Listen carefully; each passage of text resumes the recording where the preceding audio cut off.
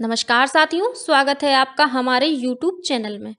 आप छत्तीसगढ़ की किस जगह से हमारे समाचार सुन रहे हैं, कृपया कमेंट बॉक्स में लिखकर हमें जरूर बताएं। रायपुर से प्रस्तुत है छत्तीसगढ़ के प्रादेशिक समाचार। समाचारों के साथ मैं रजनी शुक्ला। पहले मुख्य समाचार। प्रधानमंत्री 12 जनवरी को कर्नाटक के हुबली में राष्ट्रीय युवा महोत्सव का उद्घाटन करेंगे। मुख्यमंत्री ने राज्य में होलसेल कॉरिडोर के लिए 1000 एकड़ भूमि देने की मंजूरी दी। पोहा और मुरमुरा का मंडी शुल्क माफ करने की अधिसूचना जल्द होगी जारी। केंद्रीय संसदीय समिति छत्तीसगढ़ में अनुसूचित जाति जनजाति वर्ग के लोगों के सामाजिक और शैक्षणिक स्थिति का अध्ययन करने 16 जनवरी को रायपुर आएगी।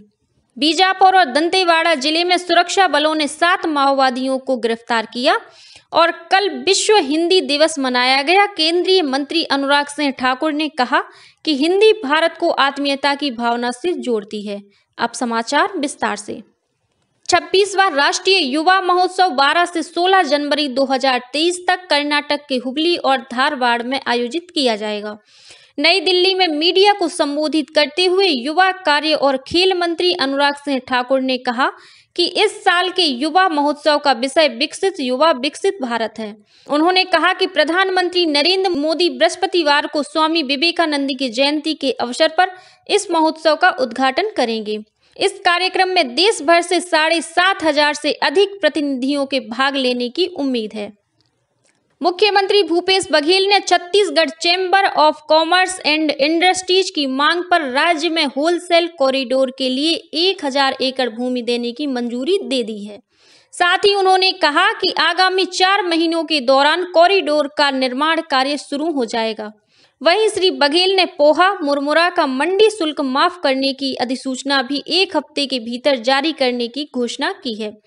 मुख्यमंत्री कल रायपुर के पंडित दीनदयाल उपाध्याय ऑडिटोरियम में आयोजित Chhattisgarh chamber of commerce and industries के 63वें वार्षिक सम्मेलन में शामिल हुए।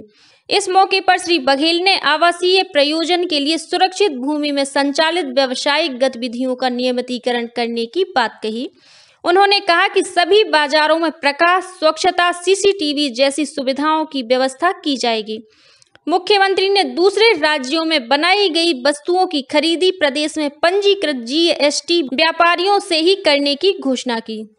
अपने संबोधन में मुख्यमंत्री ने कहा कि बहुत अधिक पौष्टिक तत्व होने की वजह से प्रदेश में मिलेट्स को बढ़ावा दिया जा रहा है। मुख्यमंत्री भूपेश बघेल ने कहा है कि प्रदेश के गौठानों में सोलर ड्रायर उपलब्ध कराए जाएंगे।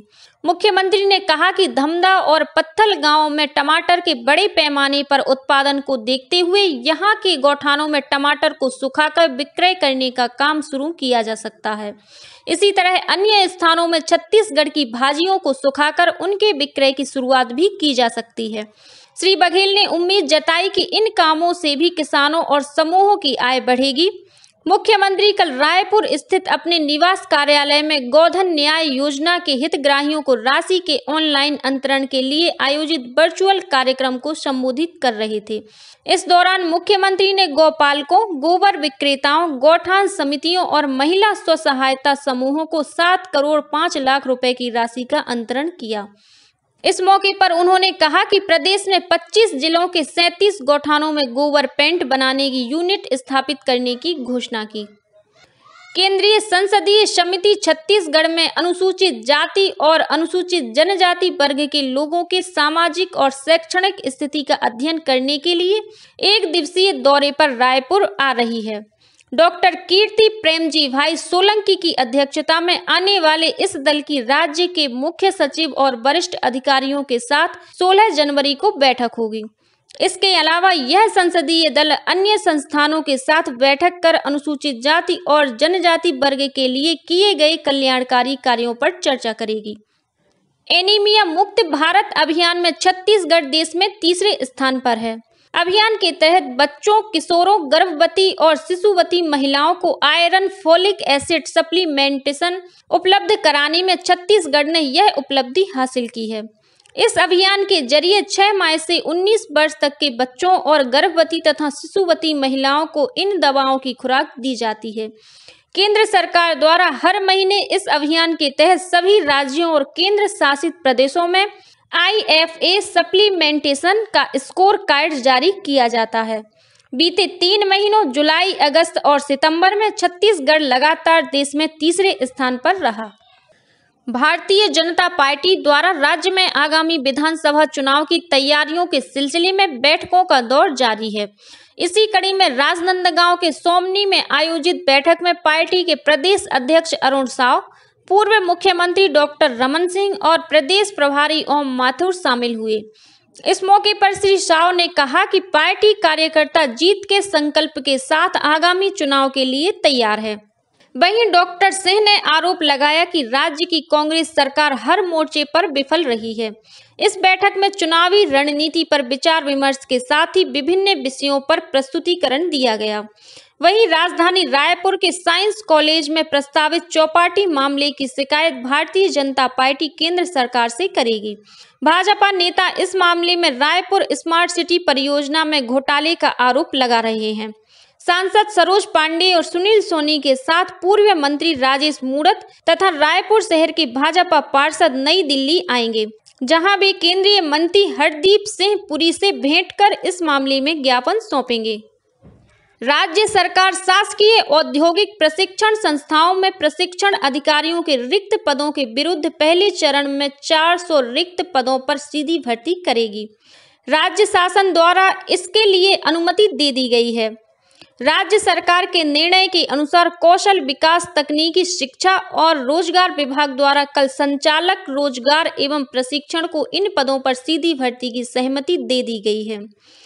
कल विश्व हिंदी दिवस मनाया गया। विदेशों में हिंदी भाषा के प्रयोग को बढ़ावा देने के उद्देश्य से हर साल यह दिवस मनाया जाता है। वर्ष 2006 में इसी दिन दुनिया भर में हिंदी भाषा को बढ़ावा देने के लिए नागपुर में पहली बार विश्व हिंदी सम्मेलन आयोजित किया गया था। तब से यह दिन विश्व हिंदी दिवस के रूप में मनाया जाता है। केंद्रीय सूचना तथा प्रसारण मंत्री अनुराग सिंह ठाकुर ने विश्व हिंदी दिवस पर देशवासियों को शुभकामनाएं दी। उन्होंने कहा कि हिंदी केवल एक भाषा नहीं बल्कि एक अभिन्न अंग है, जो भारत को आत्मीयता की भावना से जोड़ती है।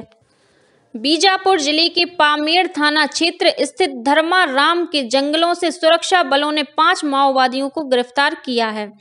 इन माओवादियों पर अपहरण कर हत्या करने और विस्फोट की घटनाओं में शामिल रहने का आरोप है। कोबरा बटालियन और CRPF की संयुक्त टीम ने यह कार्रवाई की। वहीं दंतेवाड़ा जिले में कटे कल्याण थाना क्षेत्र से भी सुरक्षा बलों ने 2 माओवादियों को गिरफ्तार किया है। इन पर मारपीट सहित कई अन्य घटनाओं में शामिल रहने का आरोप है।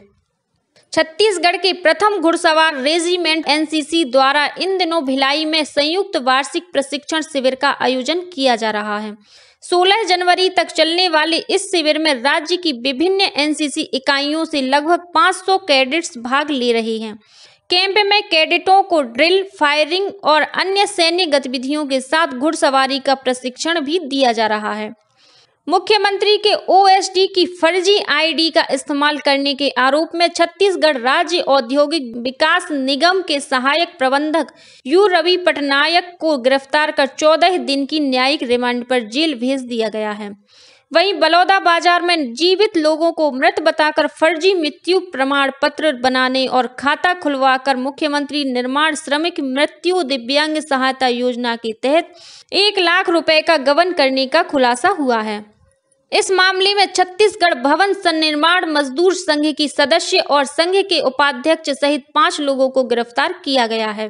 इधर बिलासपुर के सिविल लाइन थाना क्षेत्र में स्थित एक्सिस बैंक में करोड़ों रुपए की राशि की धोखाधड़ी और गबन का पर्दाफाश हुआ है। बैंक के 3 कर्मचारियों ने एक निजी एजेंसी के साथ मिलीभगत कर यह राशि निकाल ली। वहीं भिलाई में KFC की फ्रेंचाइजी लेने के नाम पर 9 लाख रुपए से अधिक की ठगी का मामला सामने आया है।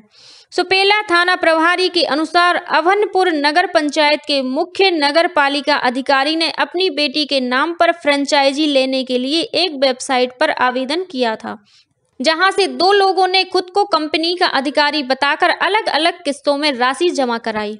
और अब कुछ अन्य खबरें संक्षेप में।